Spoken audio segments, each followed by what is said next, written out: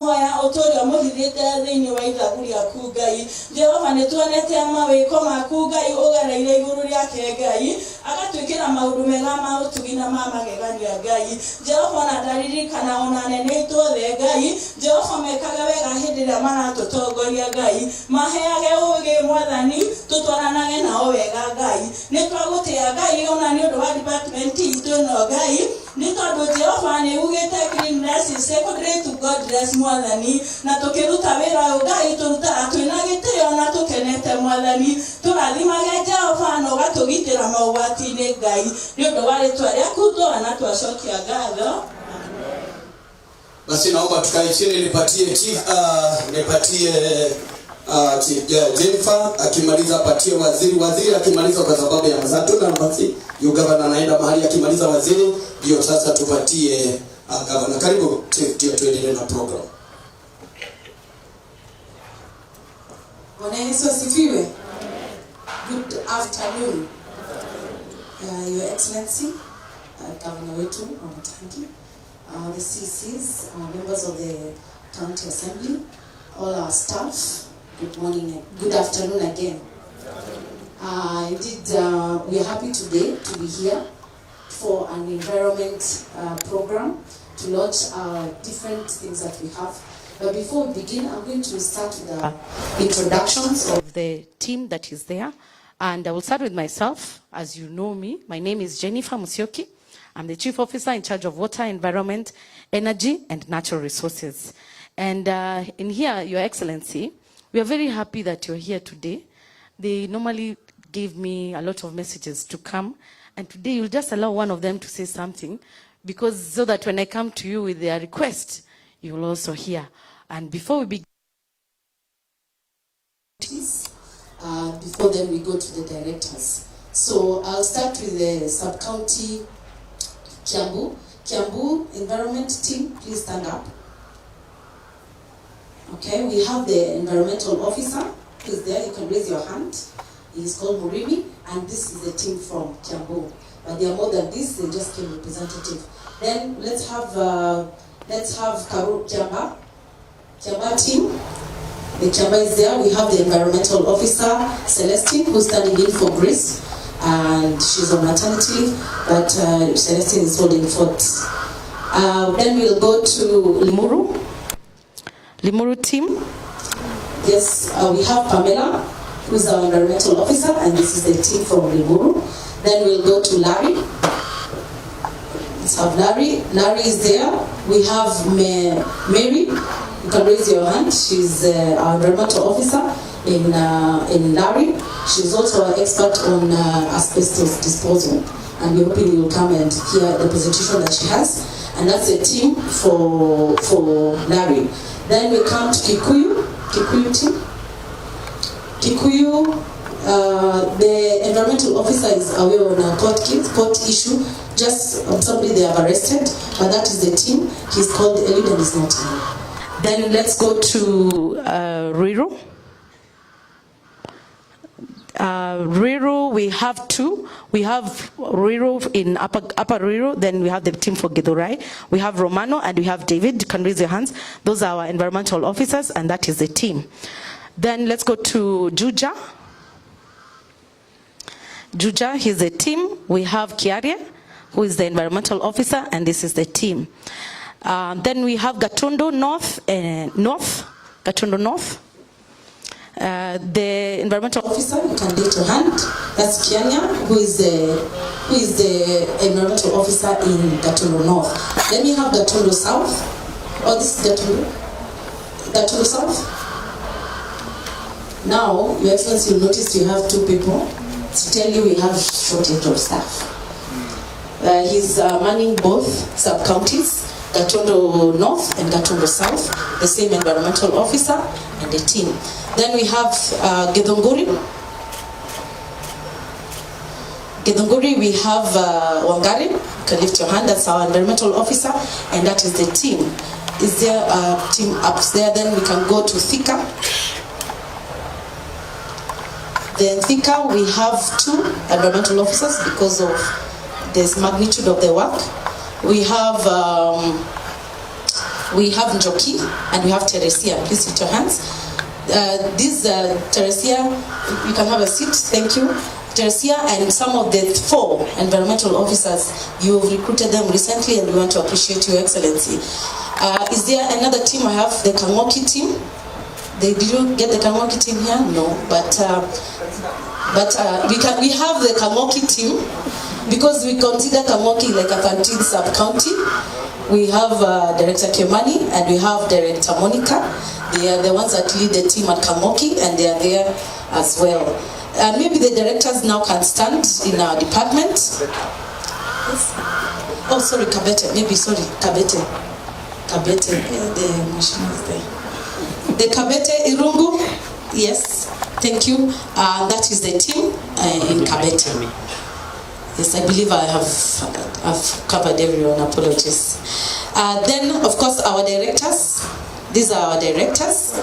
We have Kingori, who is now we have deployed him to the Directorate of Climate Change to assist us with the communities and the ward. I'm sure he'll help us in public participation over many things. Then we have Esther, who is Director of Climate Change. We have Engineer Kerera, who is Director of in Water and Sanitation, recently recruited. Then we have Director Kimani, who's in charge of environment. This is his day, and Monica is his assistant. Then we also have Okoth. We also recently recruited him, as we not recruited, promoted him. He was an environmental officer. A good story about him that was really like saying he started as a loader in the skip, a loader, and now he's one of the assistant directors of the department who's doing a good job. Asanteni. So I believe that is all. That's the team that Your Excellency do a lot of work. I know we don't have time, but Your Excellency, allow me to appreciate the input that you have given us. As you can see, and the reason Your Excellency wanted us to have a meeting with the PIC staff last year, but we delayed a bit because they would have come and you would have seen people with their own clothes. Because for many years, mulikuwa hamna uniform, si ndio? But Your Excellency, the way you are seeing them green, is ni wewe umenunua in this government. And there's just a few people here, and we are procuring them, we are finalizing. And the PPEs, they look mundane, but it has been a problem for many years. Ni ukweli mlikuwa mnajinunulia gloves? Walikuwa wanajinunulia gloves. Ni ukweli mlikuwa mnajitengenezea magari saa zingine? So they've had a lot of challenges, and just because of the hurdles we have been facing to procure the right services. But as you speak, all our trucks have new tires. Apart from 5, we are going to be fitting them with new tires. And those are the things that help us to run.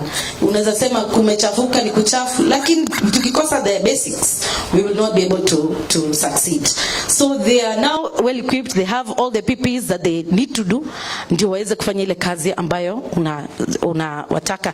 I'm sure they have some issues.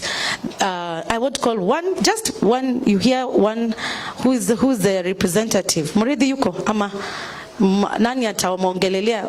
Mseme some of the issues mwanashindanga wakiniambia pesa, promotion, nini.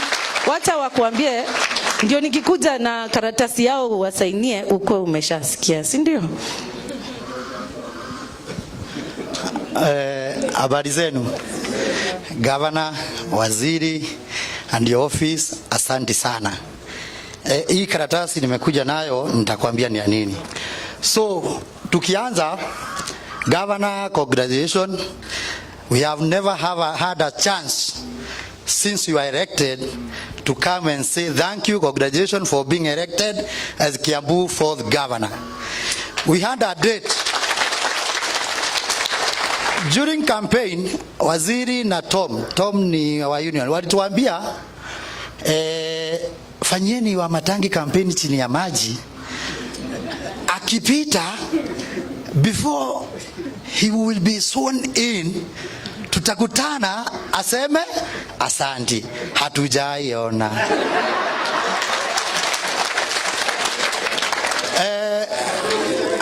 Madam Chief na your team, nitakushtaki kwa governor because Governor, I'm not happy because I'm the chairman of these people. Na the reason why I'm not happy, mimi sikutaka waitwe wadogo. Heri kungekosa kusafishwa leo tukuje sisi wote hata tukose chai lakini tufike sisi wote. Sasa from here nitaambiwa wewe ndio ulipanga, I'll be on neck. Mimi nitasema ni governor alisema, si ndio? So asante sana governor, we are very grateful, asante sana. Kitu ya kwanza kukushukuru, we are on green. The last time tulipewa hizi PP was 2019. Since 2019 tumepewa hizi imekuja. Na nimesubua madam mpaka usiku wako nalala. Because nilifika mahali nikamwambia sasa kama haiwezekani mimi nitaambia watu wote tupatane kwa na ninajua ni mfanyikazi anafikaga 6. Kwa hivyo before wewe ufike saa 1 sisi tutakuwa na governor tumekushtaki. Na usilalamike. So tukapata, asante sana. Another thing we want to be governor asanti.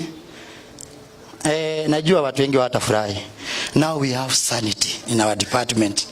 Hawa watu walikuwa na shida mingi, harassment nini. Now we are since last year hapo November hiyo kelele imeisha. I'm sure waziri uonangi simu yangu usiku sai.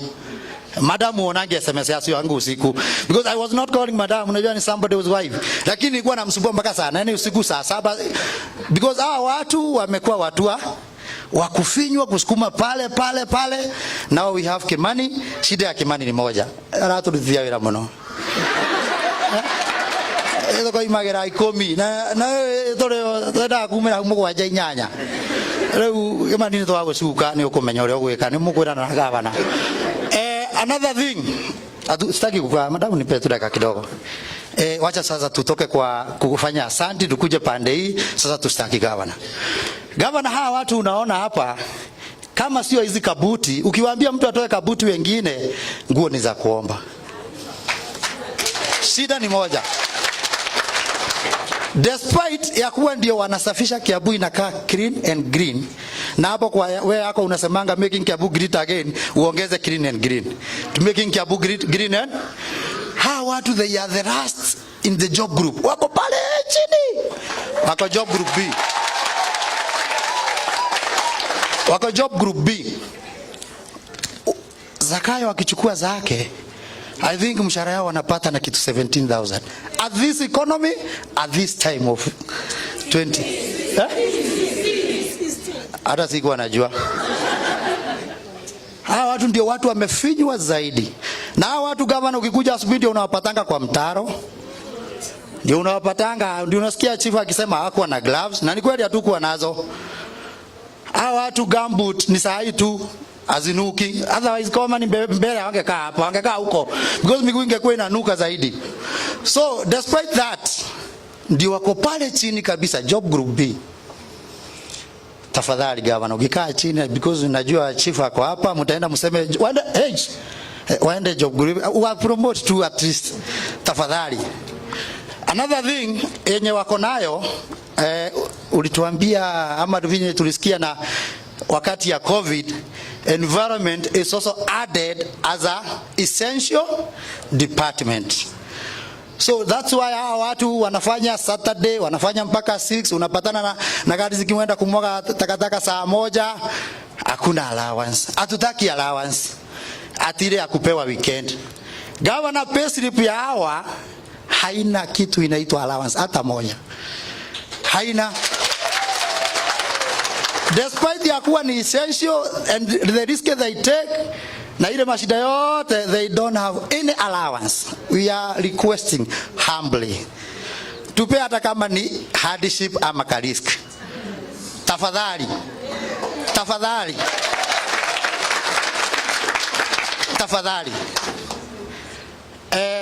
Governor, we also want to thank you. Watu ulileta insurance ilikuwa inaitwa MUA, sisi wafanyikazi tukaipiga. But lastly, we as a department of environment imetusaidia sana. I think kuna mahali niliambia waziri akwambia asante. Sijui kama alikuambia. We had our staff but two unfortunately alikufa. alilala KU kwa ICU 2 weeks. Na kama ingekuwa ni ile ingine ilikuwa inaitwa NHIF, tulikuwa tunaambiwa tutalipa hii, mlipe. Though mimi nilisumbua, nilienda mpaka kwa Himua headquarter, walilipa first payment ilikuwa 667 yote cash. Tukitoka KU tulipewa karae na blanketi tukaenda. Thank you very much. Hiyo insurance as a environment imetusaidia. Na ukipata ingine mzuri kuliko hiyo tulete. Lete. PPEs yenye madama amesema, ukiona saa hii kumebakia kusafi kidogo because we don't have now tools. Wameleta hii sawa, lakini tools hakuna. Ukienda town, many towns, waziri usirudi kupiga kelele sana kwa sababu hamjaleta shirasha. Town ni bushe, si ndio? Na hawa watu hawezi fieka na mkono. Tools. Alafu mkiletewa msiuze, si ndio? Kuna watu inasemekana wanauza. So msiuze. Although pengine wanauza juu ya shida, lakini msiuze. Uniform hizi tungependa gavana ututetee zikuwe 2.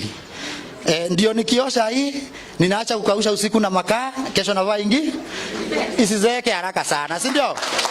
At least 2 will be enough. Wacha tu tuende tukiwasema. Waziri sitakuangalia hapo. Kuna kitu inaitwa governor. Hii department yetu iko na shida. Na ni vizuri tukwambie, please madam. Please. Wacha tu nikwambie madam governor, tuko na shida. From hiyo to support staff neto igoro na thĩ. Tumeachana sana. Establishment hatuna. Sisi tumeambiwa nyinyi mtakufia support staff na mtakufia hapo na mtazikiwa hapo na hakuna mtakaa hapo. Gavana, tafadhali, with your help of your office, tusaidie tupate established motivation. Ndio mtu akisafisha zaidi anajua nitatoka support staff 1 niende maybe hiyo niende headman niende at least, ndio, because the reason why ulifanya bidii ukiwa senator because you are aiming to be governor. Maybe utafanya sana because you are aiming to be president next time. So hata sisi tukifanya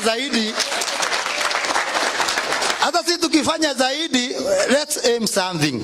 Isikuwe tu ni pale wega witono kono kamoko, at least to promote kidogo. We have last not least, hawa watu miaka yetu iliishia kwa former local authority.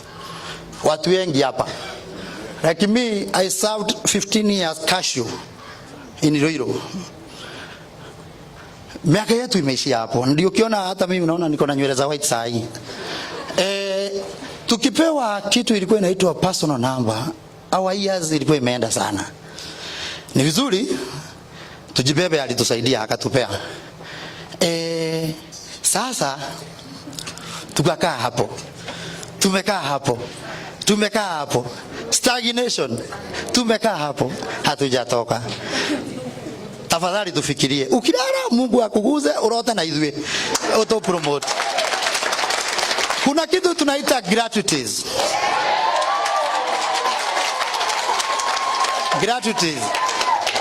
Hau ne hothe nori na arĩa makwĩraga gavana nĩ tũkũnega na nĩ makuhenagia, because najua kuna mtu alikwambia ati hawa watu hawakupendi. Uongo. Sisi tunakupenda na tunajua tatulipa gratuity. Lakini kama pesa ni mingi ya gratuities, tafadhali, tumekwambia miaka iliishia kwa hiyo cashes. Hapa kuna mtu pengine ako 59, kuna mwingine ako 40, tuko hiyo miaka different. Kama pesa ni mingi, tunakuomba hawa watu wetu niko na kama 30 already wame exit because walipewa personal transition, ikikuja hawakupewa permanent, miaka ikafika 60 wameenda. Hawa watu wana gratuity, ana pesa yako ya kipanda ndari. Mimi ninge request kama ni mingi pesa governor, saa hii supplementary before budget tupewe wenye wameenda kwa nyumbani, at least Twainuka gicagine tumuona atoke hitha tondu una utambua ule alikuwa anafanya county saa hii ako shida tafadhali na mshahara wetu ni kidogo sana. Tukimalizia tuambie gavana aje. Tutamwambia asante sana, lakini utuite sisi wote. Tusikuje sasa occasion ya waziri na chief. Tukuje yetu tusemezane. Tafadhali. Na utuangalie shida yetu ni hiyo tu. Aha ni horu ni undu wa kamucara ukorogethi. Ugezo twara ta ithano hata job group tano si sawa. Na tutashukuru. God bless you. Na nyinyi mkienda, unajua mimi nakuanga pande zote na naitanga spade. Nikikosewa na wewe John ninasema ni wewe. Na nyinyi mkienda, kuna wengine wanafanya kazi nzuri sana. Kuna wengine wa hide and seek.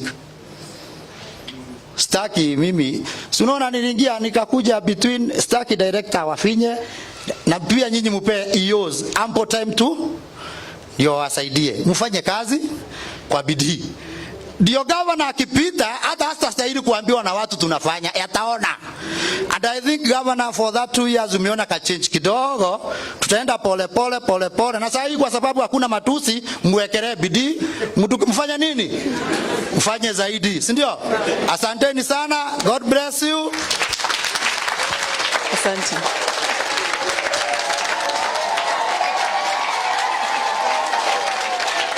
Thank you. Your Excellency, thank you for allowing him to communicate all the things he normally brings to us. So when you will direct us, and when you see the request, you will understand where it's coming from. Your Excellency, when they came with those things last year, I was telling them, right now the governor is saying the county is dirty. There's no way I'm taking an allowance. First they ensure it's clean and they are doing their work, so that when I go to the governor, he's happy with what you're doing. And I still say the same. Fanyeni kazi yenu na ifanywe vizuri. Ndio maana tukienda kwake hata yeye amefurahi. Yes, with that I want to invite our CC to make his remarks.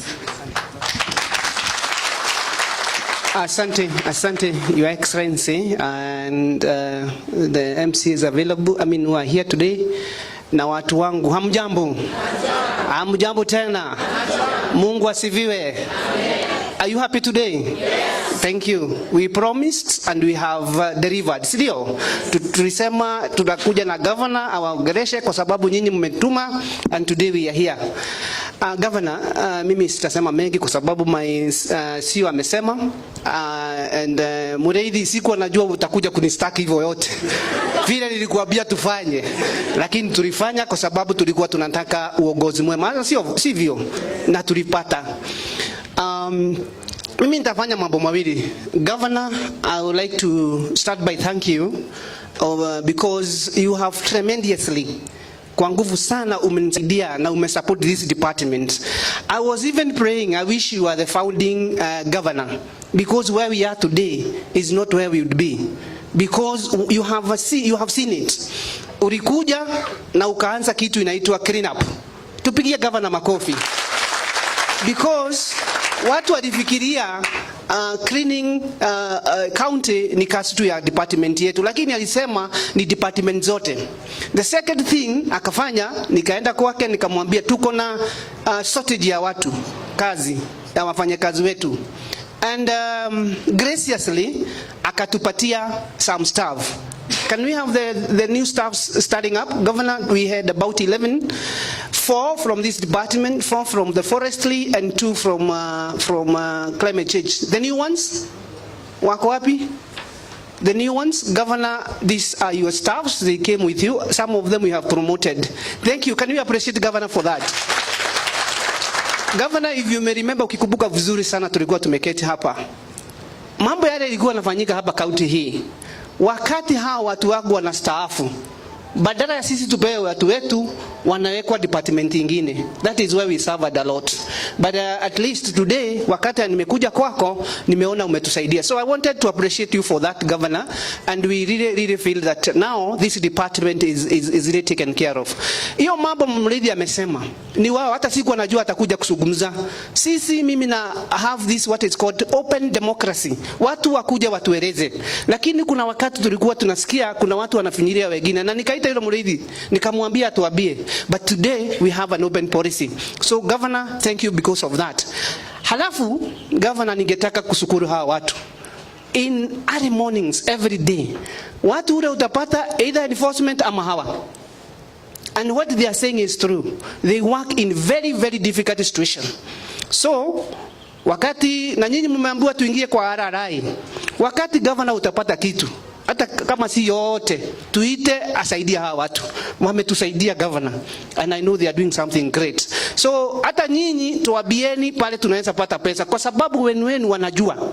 Na mnajua ile discipline nimeleta kwa department, but these are very hard workers. They are, I feel every time nikikutana na wao nawaambia Mungu atakuja kubariki kazi ya nini? Mungu atakuja kufanya nini? Msijione ati mko very low. Ukisoma historia ya governor, ukisoma historia ya President Kenyatta, utajua kule watu walikuwa wametoka. Wengi walikuwa wametoka even very hard background more than you. But today you have somewhere. Your sons and daughter will be governor of this Kiambu. Your sons and daughters will be the CECs of this Kiambu, and that I know for sure. Lakini ni ukifanya kazi vizuri na mikono yako na ubariki. Usiguze kitu ya wenyewe. Kuna kitu Governor siku hizi alinichapa makofi pahali pengine, akaniambia dereva wangu wako pahali wanafanya kitu kibaya. There are few of you who are making us not look good. And if you know somebody, I have told you I have an open policy. I have an open policy. Tuambie, because it can't work like that. Kila mtu anaenda pahali, mtu mmoja anaenda pahali ana siphon, halafu tunasikia hakuna mafuta. But by the way, I really appreciate these two people. They have brought normality in that, and that is where Governor hatukuji kwako kuomba mafuta. Ya mwisho nikimalizia, Governor, kuna something I found in the department and I rectified it. Can all the environment officers stand up? All the environment officers stand up. These governors, these people, they were mistakenly put in a different job. They are equal to PHOs. These people walikuwa wamekuwa kama PHOs na walikuwa napewa ka allowance kadogo, extraneous allowances. Nikakuja nikaona walikuwa wamekuwa kwa mistake baya, kwa sababu hawakuwa the way they had advertised. They had advertised for PHOs, and when they applied, they were taken as PHOs wakawekwa department yangu. But that was not put in the papers that these are environmental officers. So they had been getting some allowances, Your Excellency. But I told them, because they did not have that qualification, we need to normalize. So we normalized. And I helped them through the former board, public service board, through the late Aquilent Jockey. But unfortunately, they are supposed to be getting allowance. They lost that allowance. Kindly consider them, if it's possible, they should be equal to PHOs, because they have the same training. The only thing that they don't have is that certificate, but they do the same work, but they lost allowance. They need to be thought through, Governor, and tuangalie kwa njia nyingine. Asanteni. Your Excellency, today we are here to launch 125 Rita bins. I thank you for that, because you gave us the money to do that. We are here to launch the start of another more than 60 skip bins, but for today we have 14 that are going to be different places. And the other one, Your Excellency, we have another 45 which we have already distributed. They are triplicates. And that, Governor, imetuelekeza katika sheria mpya ambao imesema lazima each county iwe na kitu inaitwa segregation, and we have started it. Kwa hivyo nyinyi mkienda kule tutawapatia dustbin. Kindly also become the teachers. Mfunze watu. Ni ithu tukwambiriria gwika atia guthomithia andu. Matagi maria mukuheo hena ria nginya ni muhetwo, hena itune na hena ringi rihana atia. Mwaridikana ria blue ni riake. Ria blue ni riake. Kimani haujafunza hawa watu. Plastics, tunaelewana? Then red, mnakumbuka red? Ile kitu ambao haiwezi kufanywa kitu inaitwa recycling. Na ya mwisho ni nini? Green. Kama sisi green ni nini hizo? makoro na maria magi na inyu ne jue mwone mwonaga tu face hau ha makoro. I know very well. Sasa nataka mfunze watu wengine tufanye hiyo kitu, lakini tutakuwa na hiyo education very soon. So Your Excellency, thank you for supporting us. We will take them all through in all the sub counties au mitaani, na nyinyi mtakuwa watu wazuri na mtakuwa mnaonekana tumefanyia county kazi yetu. Kwa hivyo tuendelee kusupport governor, and I have no apologies for what I did. I really support His Excellency the Governor, because this is a man I can tell you for sure. I have said here na nimesema mara mingi, the person who is going to rebate Kiambu is none other than Dr. Kimani wa Matangi. And we have to support him. We have to do what we are doing there.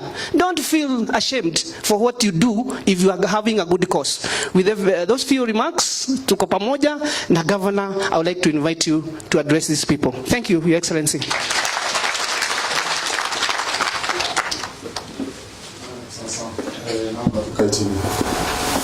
Asanteni sana, nashukuru, tumshukuru waziri wetu, Waziri Kuria sana kwa kazi nzuri.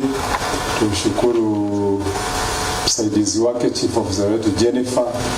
Tuwashukuru directors wetu ambao wameungana pamoja kusupport hii department, ambayo ni department ya muhimu sana.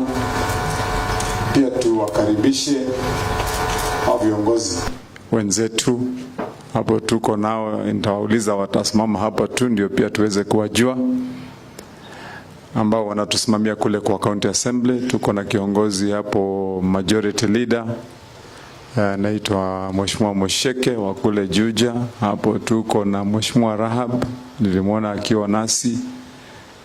Tuko na Mheshimiwa Wairimu, na nafikiri tuko na Mheshimiwa Eric wa Lami, huyu naye ni mheshimiwa wetu wa huko upande wa Udhero, na nafikiri wengine wamebaki huko. Na nyinyi watu wetu wa hapa hii kaunti yetu kila mahali ambapo mnafanya kazi nzuri, marafiki wetu, marafiki wangu, Bwana Yesu asifiwe. Asifiwe tena. Good afternoon.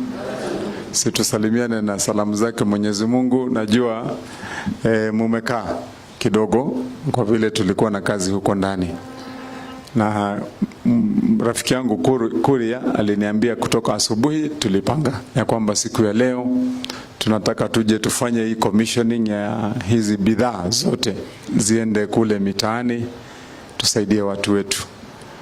Na kwa vile nitasema tu moja ya haraka, nataka nimuulize Mheshimiwa Mucheke introduce wale wengine. Tulikuwa tutakimbia mahali pale lunch. Tuko na mzee mmoja ambaye ni kiongozi wetu hapa, alipata shida kidogo ya ugonjwa na bado wako kwenye hali ambapo anataka usaidizi wetu. Tulisema tutafika hapo kwenye masaa ya lunch.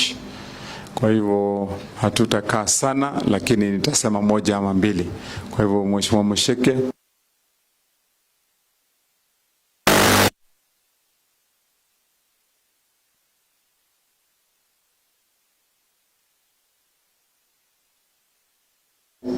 Na kwamba mkutano sawa ni ile tutaita kila mtu, si ndio? Kwa hivyo sasa ya leo hii yetu ya kuja kuanzilisha kazi ambayo tunasema kuanzilisha. Mheshimiwa Mucheke, tuendelee. Asante. Thank you, Excellency. Bwana Yesu asifiwe. Mjambo. Your Excellency, waheshimiwa wenzangu, waziri na chief officer, na wale wote ambao wamekuja hapa, we are very delighted today. Na sitaongea mengi kwa sababu tumesikia kuna shughuli zingine, but maybe before I mention just one thing, nafikiri wengine hawakusimama isipokuwa Mheshimiwa Eric asimama, watu wakuone, wave at them. Tumsalimie, tumpigie makofi. Huyu ni mheshimiwa wetu wa kutoka Udhiru. Tuko na Mheshimiwa Wairimu, ndio huyu, the nominated colleague. Thank you so much. Tuko na Mheshimiwa Rahab, ndio huyo nominated colleague, tumpigie makofi. Wameniambia niseme tu mawili kwa niaba yao. And Your Excellency, if there is only one thing that I want to thank you, because ni kwa sababu hata kama hao wangwana wamelalamika mshahara inakuanga chini, after kukato inabaki shilingi 16,000, at least hiyo 16,000 hawajakuja kuitisha kwa fujo. You always provided in good time. Tumpigie Governor makofi. It's only this week pale Bomet tumeona wafanyikazi wote wako kwa barabara. Si ni kweli? Wamegoma kwa sababu ya mishahara ya miezi 8. Your Excellency, we want to thank you because through your leadership hatujasikia makelele hawa. Wanalalamika ni kidogo, lakini ile kidogo ambayo wameandikiwa iko. Hiyo tunakushukuru kabisa. Na tunataka kuomba hawa kwa sababu they are still our residents. Tunataka kuwaomba kitu kimoja. Wakati mnasikia kelele ikiwa ndani ya serikali, hakuna mazuri tunaweza pata. Most of you walikuwa wakati wa hiyo serikali ilipita, when nayo mimi na Eric tulikuwa MCAs hapa na waziri alikuwa waziri hapa. Kukawa kuna kelele mingi ya kwamba county assembly na serikali, the executive, hatukuwa tunaonana macho kwa macho. Ikafikia pahali tukasikia hata yule governor mwenye alikuwa alitimuliwa. Wakati huo is when we experienced shida mingi. Ikafikia hadi yule mfanyikazi wa hapa karibu. Si ni kweli? Hata nyinyi mliumia, wale wengine wa huko wenyeji wa huko nje wakiumia. That is why we are requesting of you that we are calling upon you to be good ambassadors wa serikali yetu pahali mnafanya kazi. Wakati mnasikia mambo ambayo ni ya uvumi yakiongelelewa huko, please be our ambassadors, because there is nothing good that can be found pahali hakuna ushirikiano. Pahali kuna kelele hakuna kitu mzuri inaweza patikana. Recently kuna hii kelele na nyinyi kwa sababu ya residents najua you also confirm this. Kelele ambayo imekuwa watu wakitambaa huku wakisign ya kwamba governor ameanza kunyakua mashamba ya watu kwa sababu ya rates. One thing that I want to confirm to you ni kwamba wakati ile sheria ya mambo ya freehold kukua rateable ilipitishwa during the first assembly ya 2016, wakati kulikuwa na governor yule wa kwanza. Tunaelewana? Na hakuna hata mtu mmoja ameitishwa pesa tukitumia hiyo sheria. Actually what the governor did, tuliketi na tukajadiliana pamoja na MCs na governor. Tukasema hii sheria kwa sababu iko na kasoro pahali, hiyo sheria tutaisimamisha kuifanyisha kazi. Governor tukamuomba apeane kitu inaitwa waiver. Na hata saa hizi vile tunaendelea kuongea hapa, kuna waiver inaendelea hadi mwisho wa mwezi huu.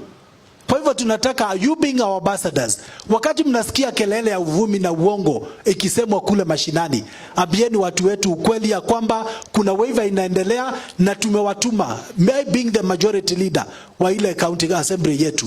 Tunataka kuhakikishia kwamba hiyo sheria mbaya ambayo ilipitishwa ikiwa na makosa, with the county assembly wakati huu tunaketi na tumekubaliana pia na governor ya kwamba tunabadilisha hiyo sheria iweze kukua favorable kwa watu wetu. Naturai withani ado itu. Mkienda mashinani, be our ambassadors, kwa sababu kelele hiyo mbaya ndio itafanya instability kue, na where there is instability hata governor hataweza kuperform. Hizi uniform ambazo mmenunuliwa mara ya mwisho 2019 zimepatikana kwa sababu kuna at least hizi hakuna kelele. Mnataka kelele ama mnataka tufanye kazi watu wetu? Si mnataka tufanye kazi? Ndio ile mishahara yenye ambayo unasikia, na me also support governor. Hawa watu wanatufanyanga ile kazi ngumu yenye si watu wengi wanaweza taka kufanya. Si ni kweli? Hawa watu wanahitaji kuongezwa mshahara. Mimi pia hiyo naungana na wao. Lakini ndio hiyo mshahara iweze kupatikana, lazima kukuwa na stability kwa serikali yetu. Are we together? Si ni ukweli? Mtatusaidia kukua good ambassadors. Mkienda huko mtaongea mambo mazuri ya hii serikali yetu. Na nimesikia maombi mazuri ambayo mko nayo. Yule jamaa amesema governor anatia bidii sana, siku moja anajua tutapromote na huko mbele akue kitu kingine. Si ni ukweli? Lakini for us to be able, at least for now, to operate na watu wetu waweze kupata matunda, na wewe uweze kuweka kitu kwa mfuko bila kucheleweshwa, kwa sababu hata kama ni kidogo afadhali inakuja kwa wakati wale unafaa. Si ni ukweli? Hakuna mtu mwenye nimesikia amefungiwa nyumba kwa sababu ya hiyo makosa ati mshahara ilicheleweshwa. Kwa hivyo let us support the governor and his government, na tukienda huko acheni tufanye kazi as if we are working for God himself. Sijui kama ni chief amesema ile kidogo ambayo huwa unapata inaweza pata baraka watoto wako wakafaulu kwa maisha. For as long as you are working with all your heart. Mimi na watuma, ukienda kufanya kazi, usifanya ni kama unangoja ati kuna supervisor atakuja kuangalia. Fanya ni kama wewe mwenyewe you are working it for God. Ile pesa unapata ndio itakununulia ploti, utajenga, watoto watasoma na wanafaulu. Lakini ukikaa ni kama unangoja supervision, na hiyo pesa nayo haitakusaidia. Kwa hayo mengi na machache, Your Excellency, asante sana kwa wakati huo. Thank you so much. Shukrani sana. Na hivyo nasikia vile Mheshimiwa Mucheke amesema, si ndio? Nazi ametuambia mambo ya ukweli. Najua wengi wenu najua kuna kiongozi mmoja alikuwa anaitwa Dr. Martin Luther King Jr. Huyu jamaa alikuwa jamaa mkali sana wa kutetea watu kule wa Amerikani. Wakati alikuwa anapeana hotuba yake kule, ile ilikuwa ni ya kuokoa watu wa Amerikani ambao walikuwa kule wamefinyiliwa sana, weusi kama sisi. Yeye aliambia watu ya kwamba kama wewe kazi yako ni ya kufagia barabara, if you are a street sweeper, sweep the streets so well that hata ukienda mbinguni na watu wengine wakikuja baada yako watasema hapa kulikuwa na mfagiaji wa barabara, a street sweeper alifagia barabara hapa, mpaka rekodi yake mpaka siku ya leo inaonekana. Tuko pamoja jameni. Na niseme, unajua siko najua lakini sasa nimejua kumbe huyu Kuria aliwatuma kazi mnifanyie kampeni. Sasa naye hakuniambia ati tulikuwa na watu walikuwa wanafanya kibarua huko chini chini, lakini sikuangi na taswishi ya kwamba wakati nilitafuta hii kiti, najua nyinyi mlinishikilia ama namna gani. Najua nyinyi watu wetu wa Kiambu, nyinyi ni wapiga kura pia, na hata pia nyinyi mnaona mambo mazuri na mambo mabaya, si ndio? Hata nyinyi mko na watoto nyumbani, mko na wazazi, mko na mashangazi, na kwa hivyo wakati mnaishi hapa mnajua ya kwamba hili likitendeka ni nzuri, ingine ikitendeka haisaidii watu wetu. Na kwa vile tumeingia kwenye hii kazi sasa, najua tumefanya sasa timu moja na nyinyi, na hii timu yetu ndio ile timu itabadilisha Kiambu, sisi na nyinyi. Ama namna gani jameni? Niwaeleze, unajua watu wengi hawajajua mbona mimi huwapenda nyinyi. Unajua mimi na nyinyi, labda hata nyinyi hamjui, nyinyi ni marafiki zangu. Mkiangalia kwa program zangu wakati nilikuwa governor hapa, mahali nilianza kuangazia mbeleni kabisa ni mahali nyinyi mko. Mesikia huyu rafiki yangu akiongea hapa akisema ya kwamba nilikuja na mipango kadhaa zenye ziligusia mahali sisi tunafanya kazi. Nikaanzisha ule utaratibu tunaoita monthly county cleanup day. Wakati tulianzisha hiyo, kusudio langu lilikuwa ni hiyo, ndio watu waweze kujua hili ni jukumu letu sisi wote. Na kwa hivyo mtu asiwe anaketi mahali akiwa na mafikira ya kwamba ati yule mtu anafanya hiyo kazi ako na kifagio, ako na slasher mahali, ako na broom. Mtu asifikiria kwamba huyo ni mtu wa chini kushinda yeye, kwa vile yeye amebarikiwa kupata kazi ya utumishi kwa ngazi tofauti. Tuko pamoja jameni? Kwa hivyo ule mtu ako na steering akiwa anaendesha lori, yule mtu ako ni karani, ako na kitabu pale anaweka sahihi na tick ya kwamba mtu amepitisha gari yake, yule mtu anakaa pale kuhesabu pesa kwa ofisi ifike kwa kila mtu, yule Kuria wakiwa na Jennifer mahali wameketi kupanga mipango, na yule mtu mwenye huko chini kabisa akiwa na rogota hayo majani na kuweka kwa gari. Sisi wote tuko kwa mission moja. Tumeelewana jameni? Na kama hamjanielewa niwapatie hadithi kidogo. Kule Uamerikani tena, rais mmoja wa Amerikani alikuwa akitembea hapo, alikuwa anaitwa John F. Kennedy. Sasa mnajua rais wa Amerika wakati alipata kazi, yeye alikuwa na maono makubwa. Sasa akiwa anapanga mipango zake akaeleza Waamerikani ya kwamba sisi wenye wamezaliwa sahihi, this generation of Americans, sisi ndio tutakuwa watu wa kwanza kutoa binadamu hapa na kumsafirisha mpaka asimame kwenye mwezi. He said kwa kizungu that we are going to be the generation that will put the first man on the moon. Sasa watu wakaona kama hii mtu, hata wewe piga picha, hata wewe saizi Kimani. Unajua hata mimi nilipiga hiyo experiment siku moja nikiwa kwangu nyumbani, nikasimama nje ya nyumba, ilikuwa jioni wakati tunaongea na watoto hapo, nikaangalia mwezi huko mahali yupo. Sasa nikajiuliza, huyu jamaa alikuwa anafikiriaje kama hakuna mtu mwingine amewahi kufika kwenye mwezi, kuangalia tu mwezi hivi mahali yuko na huo mbali, na akaamuka asubuhi yake akaambia watu wake wa nchi ati sisi ndio tutakuwa wa kwanza kusafiri huko na kuweka mtu hapo. Huyo jamaa alikuwa na maono tofauti ya kumpatia mpaka hiyo nguvu ya kusema hivyo. Sasa yeye wakati anasafiri huko, akiwa anaangalia kama watu wake kule wenye wanatengeneza rocket na wengine ma-engineers wenye walikuwa wanafunga mpaka zile vitu zinafungwa ndio hiyo rocket isafiri mpaka huko kwa mwezi.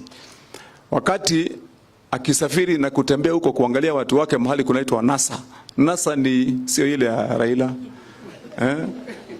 NASA ni mahali, ni kituo ambapo watu wanafanya hii kazi kama university kubwa na mahali ya technology. Sasa akiwa anatembea hapo siku moja asubuhi na anaenda kuona hao maengineer wake na wenye wanasafiri huko wanaitwa astronauts, akapatana na mama mmoja hapo nje. Sasa huyu mama alikuwa na kazi mingi hapo, alikuwa amejishughulisha, ako na kifagio na ako na mop, na huyu alikuwa anafagia staircase, anafanya mopping. Sasa JFK akamuuliza, so how are you this morning? Well, what are you doing? Sasa yule mama akiwa anafanya kazi hapo mahali maengineer wengine wapo na astronauts wengine wapo, wakiwa sasa wote wameshikilia maono moja ya kwamba kazi yao saa hizo kwa hiyo generation ni kuweka mtu wa mwanzo, the first person human being on the moon. Wote wanafanyia mission moja. Huyo mama alimjibu akamwambia na kifagio yake na mopi yake, akamwambia, I am helping to put the first man on the moon. Tumeelewana jameni? Na hakuwa ameambiwa na mtu ati vile atajibu. Hakumwambia ninafagia, hakumwambia mimi nina mop, ninatoa vumbi hapa ama matope. Kwa hiyo kazi yake ndogo ya kusafisha hapo nje na kungarisha staircase ya kupanda mahali wakuu wanakaa, wale wajuaji na wenye teknolojia, yeye alijiweka kwenye hicho kikundi ambacho kilikuwa na hayo maono ya kwamba kazi yao na jukumu lao wakati huo na siku hiyo ilikuwa kumpeleka binadamu wa mwanzo kule kwenye mwezi. Ndio akajibu ya kwamba alipoulizwa ni nini unafanya, what are you doing, good morning, akasema mimi saa hizi ninasaidia kuweka mtu wa mwanzo wa kwanza kule kwenye mwezi. Ndio nataka niwaambie sasa, na sisi wakati sisi tunafanya hii kazi, mara nyingi mtu anaweza kutuangalia, hata nyinyi wakati mnajiangalia usijione kama wewe ni mtu uko kule chini, mtu wa kuongelewa mbaya, mtu wa kuangaliwa kama ako chini sana. Sisi wote mission moja ambayo tuko nayo saa hizi ni ya kubadilisha hii county yetu to make Kiambu great again. Si ndio tulisema jameni? Na kwa hivyo ni washukuru kwa vile najua hii kazi mumeishikilia vizuri. Tumekuwa pamoja na nimekuwa nikiwaangalia. Mimi na nyinyi tunakuanga kwa maono moja. Hii kazi ambayo mnafanya, mimi nimewaambia watu wengi maisha yangu ya huko baadaye, ya huko awali, mimi hakuna kazi sijawahi kufanya. So wakati nikiona nyinyi mnafanya hii kazi, mimi najua hii wangani step ya kwanza ukiwa unafanya kazi labda ya saa hizi na Mungu akiwa anakuelekeza mbali. Tuko pamoja jameni? Na kwa hivyo sisi na nyinyi kwa hii level bado mafikiria yetu, mawazo yetu ni ya kuenda mbele. Kazi yenu ya kusafisha, kazi yetu ya kukata nyasi, kazi yetu ya kufanya nini. Mimi wakati nilianzia maisha, nilipoanzia maisha Mmesikia mara nyingi nikipeana story ya maisha yangu vile nilianzia, hali ya maisha huko nyumbani, mama yangu vile tulivyokuwa wakati nilifikia mtu wa kufanya kazi. Sasa hizo nimesoma na ninatafuta kibarua siku hizo nikiwa kijana. Sasa kazi yangu ya kwanza nilienda nikatembea kule, mama yangu akaniambia, alikuwa anauza mandazi huko industrial area, akona kiosk akupika chai huko. Sasa hizo ule chief chef wa kupika mandazi alikuwa ni wa Matangi, tuko pamoja. Sasa madhe ndiye alikuwa kashia. Unajua sasa hizo wakati hamna pesa mingi lazima pesa ichungwe hata kama ni shilingi ya mwisho. Sasa yeye pale ndiye ako kashia, chief chef ni wa Matangi hapa, na ndugu yangu mwingine huko ndio chief waiter. Tuko pamoja. Inaitwa family enterprise. Hiyo sasa ndio ilikuwa biashara ya nini? Ya familia mzima. So wakati madhe aliniambia, kwanza wewe kwa vile umesoma enda tafuta kazi. Alafu ukipata kazi ya mwanzo utakuja tuone kama unaweza saidia wengine. Kazi yangu ya kwanza nilienda kwa Muhindi, akaniambia sasa wewe nitakupatia kibarua kwa vile mama yako anauzianga watu wangu chai na mkate nusu. Akanionyesha ngazi ndefu sana yenye inaweza kupanda juu hiyo nyumba na umbali zaidi. Sasa akaniambia hii ndio yako. Akanipatia jamaa moja Muluya. Akamwambia sasa huyu ndiye mdozi wako. Sasa mimi nikaenda nikaonyeshwa kibarua, my friend. Ile kibarua yangu ilikuwa ni wakati hao jamaa wameweka stima huko juu kwa warehouse ile mrefu sana na waya zinashikia huko. Kazi yangu ni kupanda hiyo ngazi mpaka huko. Nikiwa niko na kitambaa, niko na pliers pande hii na waya ndogo. Kwanza unapanda huko, unashika hiyo, unapanguza, unakata waya, unafunga mzuri, unashuka, inatembezwa. Hiyo ndio ilikuwa kibarua yangu ya mwanzo.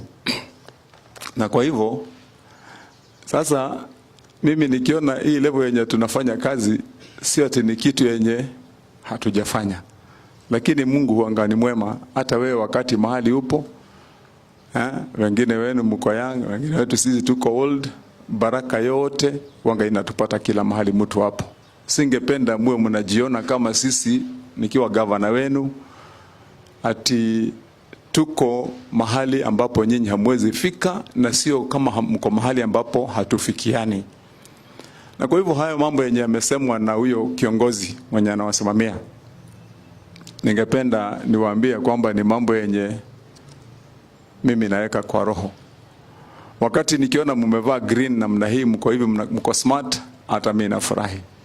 And we'll ensure kama vile ameomba ya kwamba tukienda mbele hakuna siku nyingine tutakuwa na watu wetu ikiwa unafanya kazi bila vifaa vyako vyote.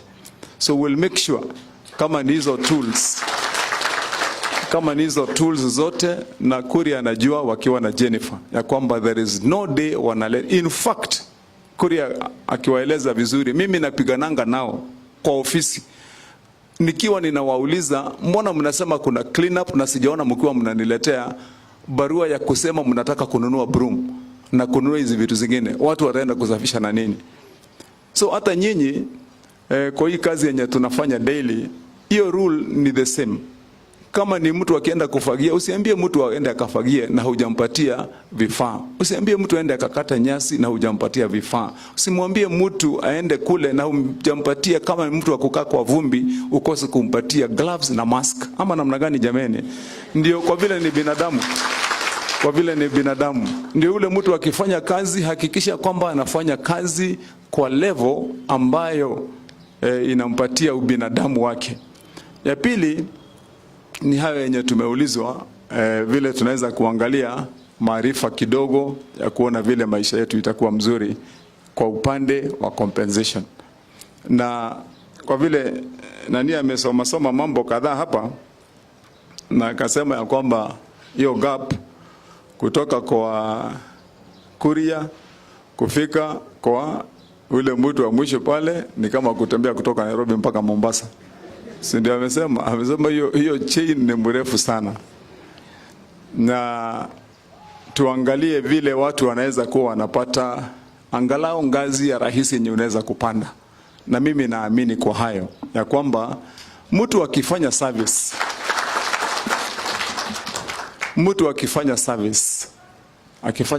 hapa na mtu amalize mwaka moja, miaka miwili, afikishe miaka 5, mwaka wa 6, yule mtu aliingia mwaka yule wewe umefikisha miaka 6 kwa kazi, hamwezi kukua kwa level moja kwa kazi. Sio haki. It is not fair. That is not how public service is supposed to work. Ukiwa umegonga miaka 10, ule mtu alikuja miaka 5, hamwezi kupata mshahara sawa. Service must recognize ya kwamba hii safari wanga ni ya kupanda juu. Ndio ukienda, na hiyo ndio ile kitu tu niliambia hata watu wetu wa CHPs wenye tumepatia kazi huko kwa community.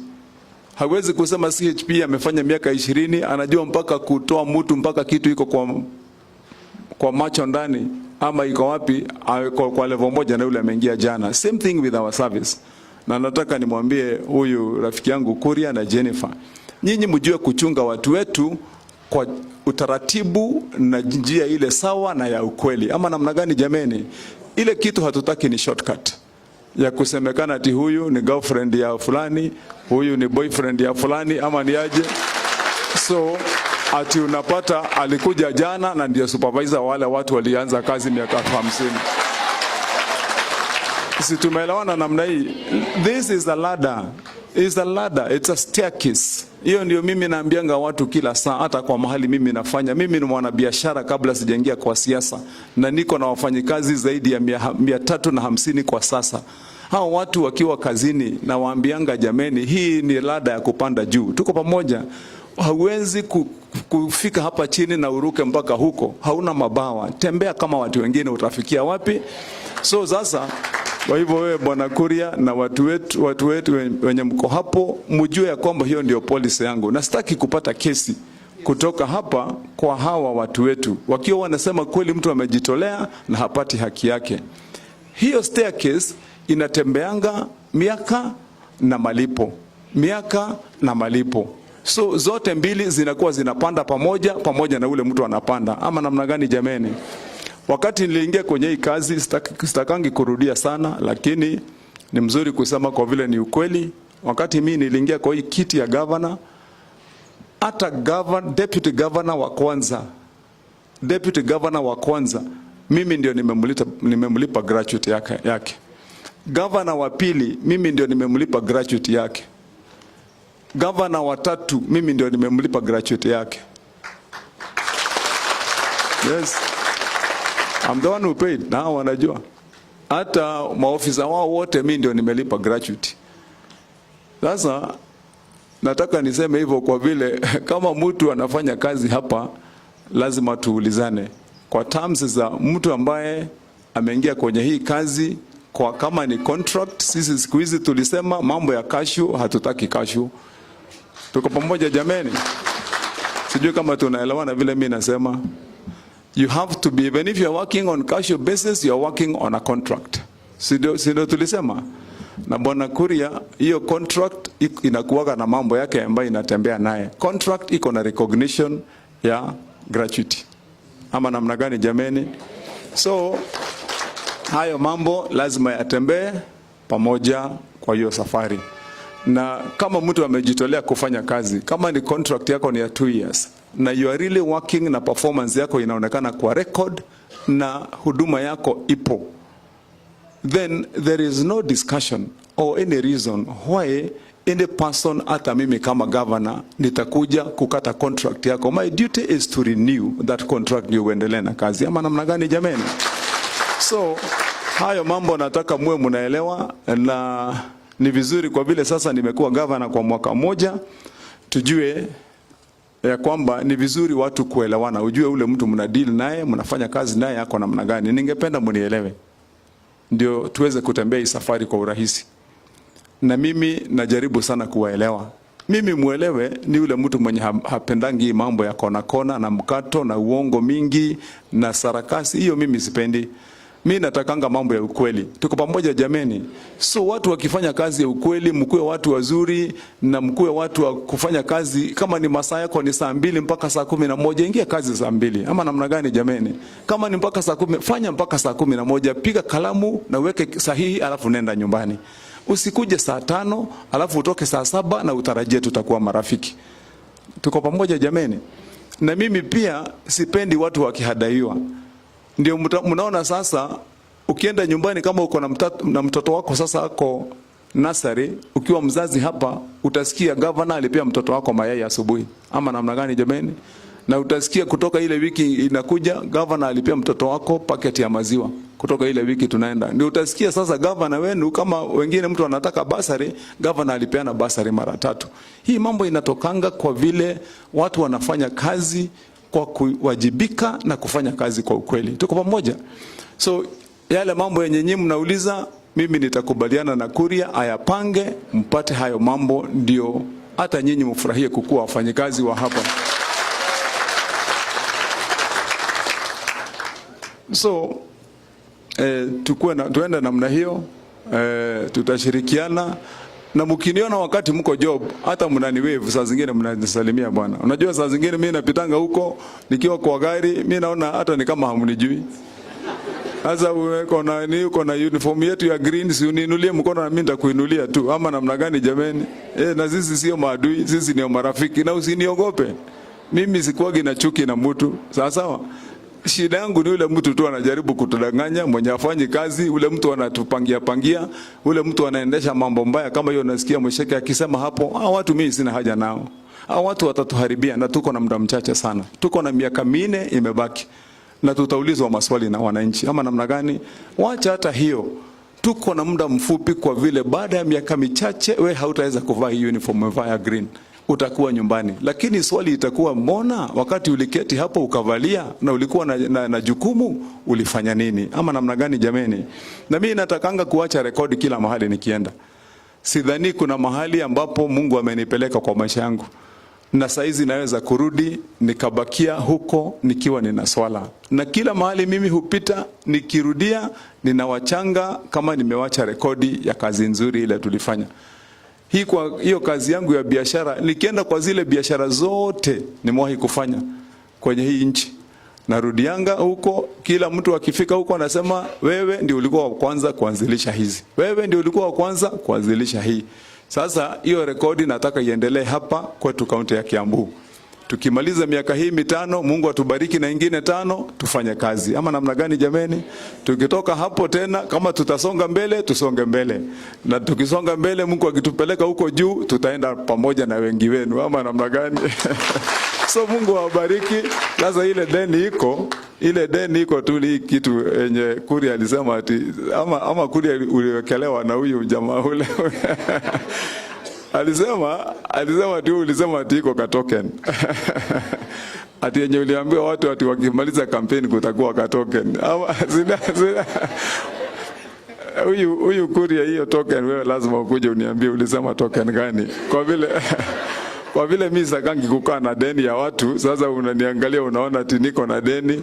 Sasa hata heri nijipange, nitafute kama mshahara yangu ya mwezi mmoja, niseme watu heri wakule hii ka token. Ama namna gani? Kwa vile sasa mnaweza kuwa mnasema kumbe huyu jamaa alikuwa muongo, na ikifika wakati ule mseme sisi hatutaki kusaidia mtu muongo tena. Lakini hiyo tutapanga pamoja. So haya mambo yenye umeuliza ndugu yangu, ningependa mziweke kwa karatasi nzuri.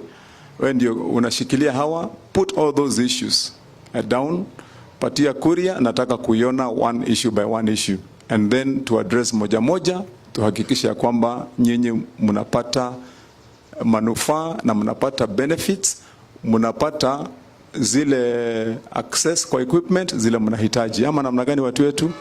Si ndio hivyo? So kwa hivyo mimi nawatakia kila laheri.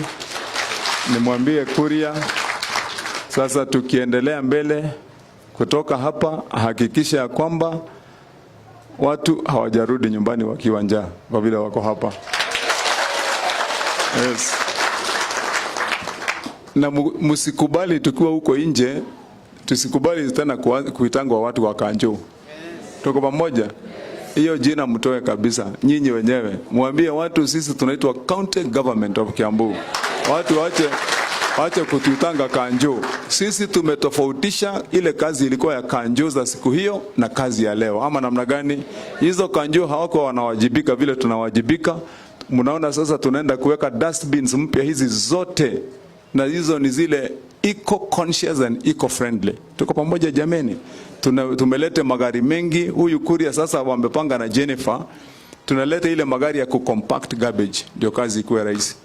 Hao watu wetu wa kina Kimani wamefanya kazi mzuri kule Kangoki. Kangoki sasa itakuwa ni mahali mtu anaweza kwenda hata ukae hapo hata kama hauna shughuli mingi, si ndio? Kwa vile imekuwa Kangoki sasa imeanza kukua mahali pazuri. Wamepanga hiyo mahali na muendelee vile mnaendelea. Tumepanga hizi skips. Tunataka hakuna town, hatutaki kuweka at least skips 2-3 ndio kazi ya kutoa takataka iwe rahisi. Tumepanga hizo dustbin zile zingine kwa parks zetu zote, tunatengeneza zile za kugawanyisha takataka huko katikati tuko nazo kama zile tunapeleka in every of our towns and all the streets. Kwa hivyo simbarikiwe na Mwenyezi Mungu basi. Na tunashukuru sana. Asanteni sana. God bless all of you. Thank you. Tusimame tuambie gavana asante. Twende lugolo abarikiwe, si ndio?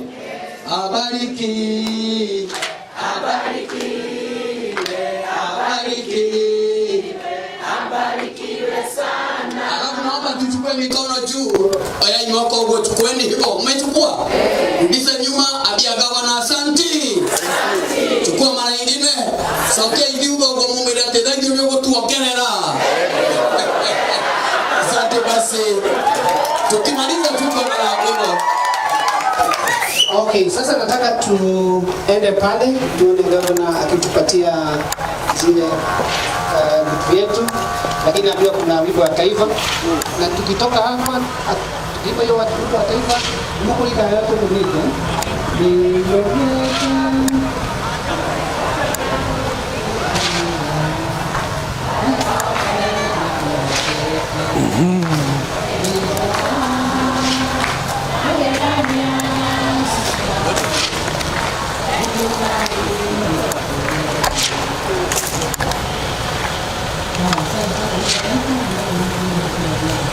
Yes.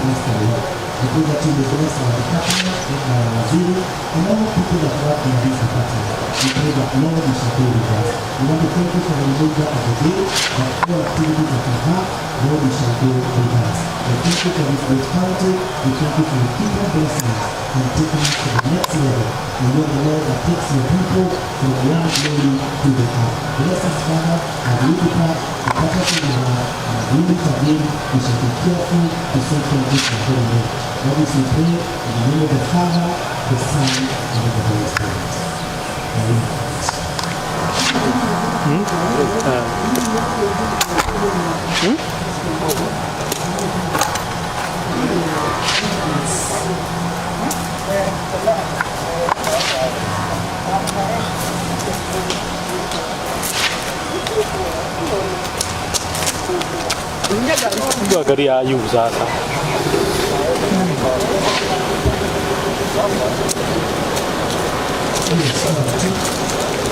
Wewe mrembo, unaenda wapi? Maneno yake.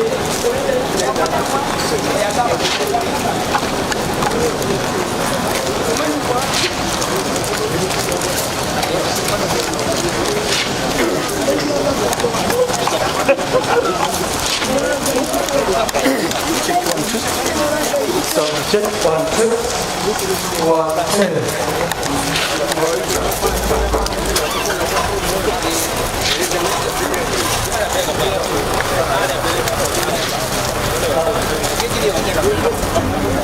Kama tuingie ndani hapa vile tulikuwa tumepangwa na waziri, tuingieni, kujeni watu wa county government Kiambu, si ndio? Nyinyi mko sawa, si ndio? Mambo iko sawa, tuingie ndani.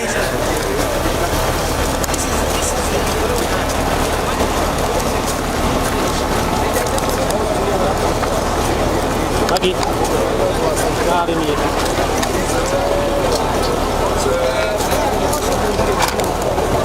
Kalau aku yang bukan kita. Ikuat. Anak ini pernah mencari aku balik. Apa dia apa be?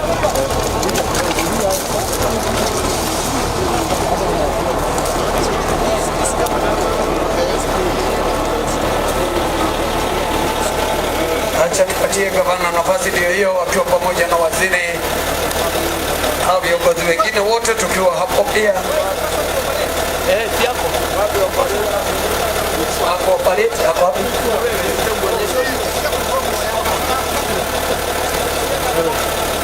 Ini koru kami. Gue depan. Dia dia sama gue mau dia.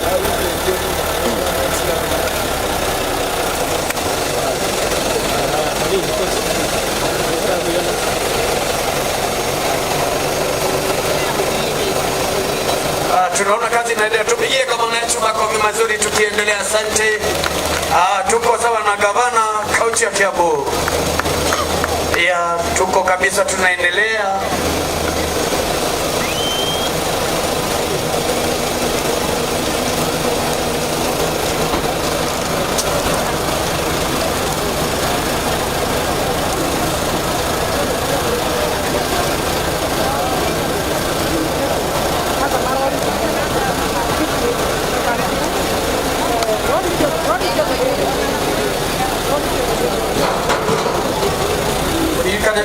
Na dustbin ikoretwo zitari njeru, nituona ni ikoretwo isawa. Tumeona gavana wetu ametufikira hapa kaunti ya Kiambu. Sasa kazi itaendelea vizuri. Tunaona maundu mothe ni marathie wega na no turakena ni gukorwo ni ati ni turi na gavana oro na kuraya uratwiciria ona kuona kuria mathina maria mothe tugereire nitugite na njamba irona kuraya. Nikio murona wira ucio wothe urarutwo ni wira no wahutha uria macinani wega tondu ni njui riria murekira gatakataka irakoragwo indurikanu nginya ikarigikana iriku no riu twina njeru na ithuĩ ni twakorwo turi eru. Mambo iko sawa na tunaendelea vizuri. Gavana arĩkia akimaliza rĩu arĩkĩrĩria no kurekereria aona tumejiandaa.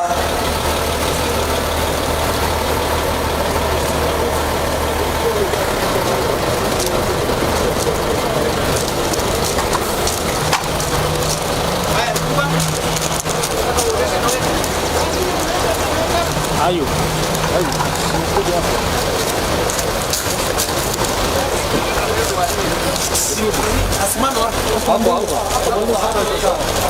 Simama wewe bwana. Unaenda wapi? Unaenda wapi?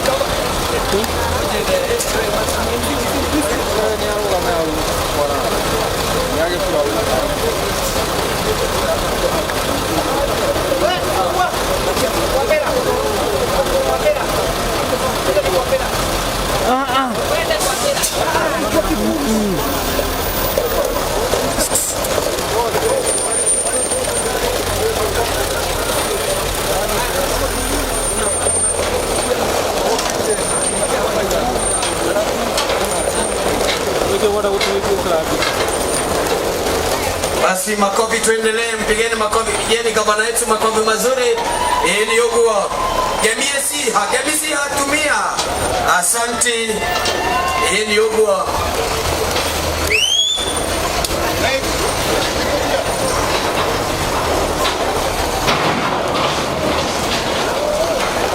Sasa tunajua kazi itafanyika hapa kaunti ya Kiambu. Tuko kabisa pale mashindani.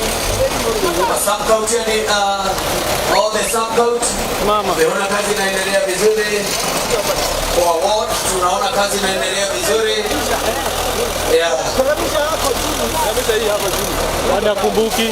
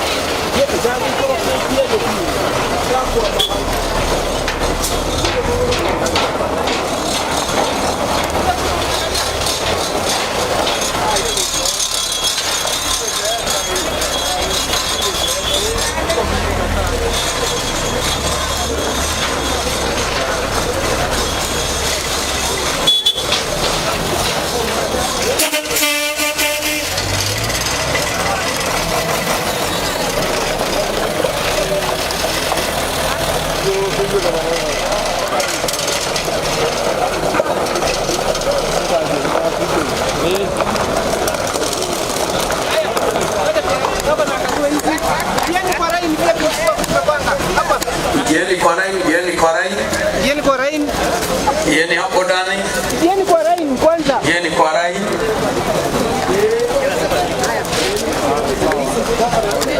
This is which county? Iko sawa hivyo, na tuko kwa rain. Tufanye kazi vizuri. Hili dika subcounty gani? Wamechanganya.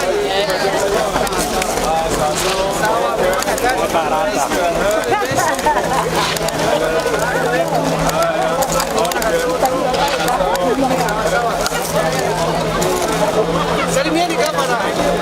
Gavana akija mnamsalimia tu akipita. Gavana akipita mnamsalimia, yani mkamugeithia. Yes. Monica. Tuko na nani?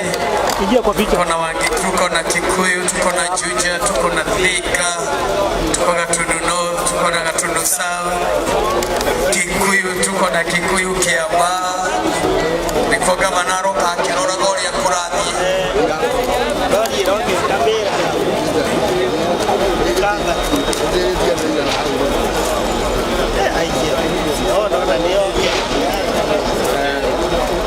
Nawira na waruti kathini wa kaunti ya Kiambu wega muno, kazi imefanyika vizuri hapa kaunti ya Kiambu. Watu watakuwa wakitupa takataka vile mtu anafikiria.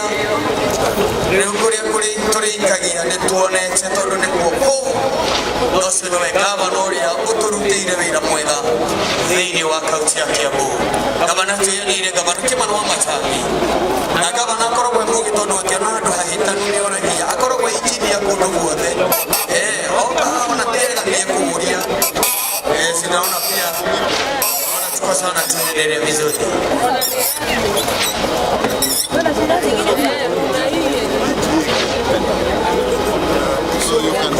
So sasa you leave after umefanya hivyo utafunga utakuwa introduce ya kumwaga na dogs we only empty it wakati we only empty it is full that's it so sasa hivi tunataka kufunga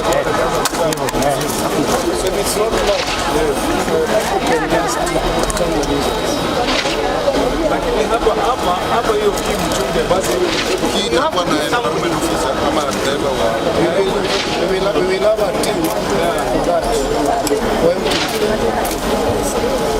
that when you have an info empty like we have pickers so that team would be moving along the street MCAs. Wanaembe na hapo na key. After akiembe anafunga.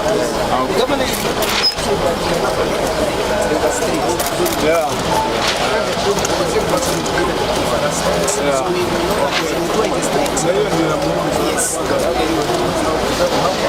Assignment ya street kwa watu wetu. Kama tukisema hii ni barabara ya kutoka hapa kutoka Ribei mpaka mahali fulani tumeassign kama ni kama hii ni barabara yenu. Hiyo barabara tunaweka ikiwa safi. Nini mnaangalia hizi zimefunguliwa, mmetoa takataka, kama kuna nyasi nyinyi mnakwenda mnakata, inakuwa ni barabara yenu. Ukiona haina mataa piga simu, hiyo barabara inakaa. Tunakuwa sasa Lakini tuingie hapa tuseme Kiambu. Tuingie Kijani kuja nani jeni hapa picha. Jeni hapa. Mheshimiwa. Mheshimiwa kujeni. Seke. Making Kiambu. Making Kiambu. Tuzunge nyuma. Ngine nyuma. Seka nyuma tupate wide.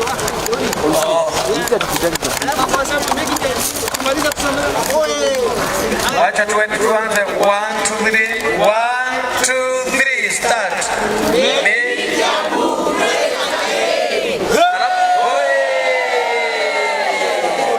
Iko sawa sawa hivyo. Acha turudie ndio tukimalizia tunafanya hivyo alafu tunasema sawa sawa. 1 2 3